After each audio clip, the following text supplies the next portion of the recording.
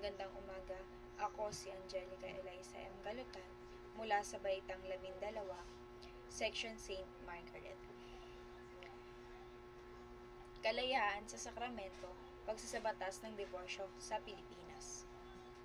Ang divorce bill ay naglalayong mabigyan ng pagkakataon ang dalawang mag-asawang hindi na magkasundo na magkaroon ng kalayaan, lalo na ang mga kababaihan o kalalakihang nakakaranas ng pang-aabuso mula sa kanilang mga asawa.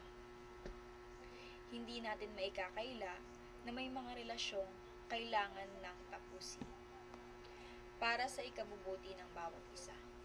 Ayon kay Senator Risa Hontiveros, divorce bill ang magiging daan dahil pinoprotektahan nito ang mga kababaihan, kabataan mula sa mga pang-aabuso at muling tatayo para sa panibagong pamilya.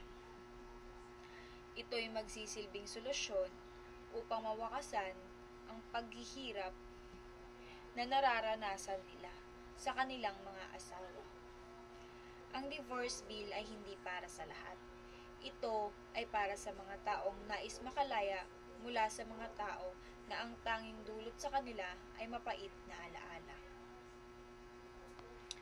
Hindi natin maikakaila na hindi lahat ng problema ay kayang solusyonan ng mag-asawa.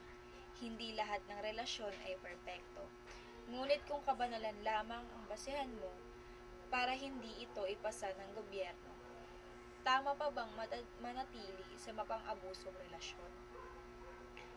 Anong silbi ng basbas ng simbahan kung ang respeto ay hindi makita? Pagmamahal pa ba may tuturing kung puro pananakit na?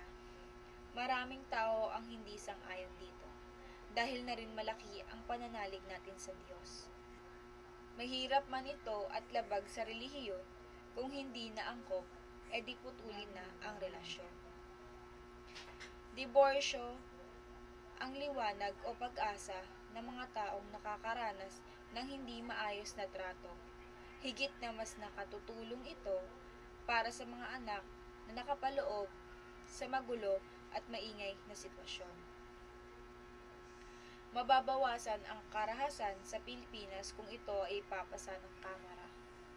Kung hindi ka sang-ayon at ayaw mo ng diborsyo, huwag kang kumuha nito. Huwag natin ipagkait sa iba ang kalayaang dapat nilang matamasa. Ayon kay Father Seperes ng 2024, ang diborsyo ay hindi finished product. Bagkus, ito ay simula o pag-asa ng paglikha ng bago at masaganang pamilya. Maging bukas ang mata sa mga isyong lumalaganap sa bansa. Huwag maging makasarili, tulungan din ang kapwa.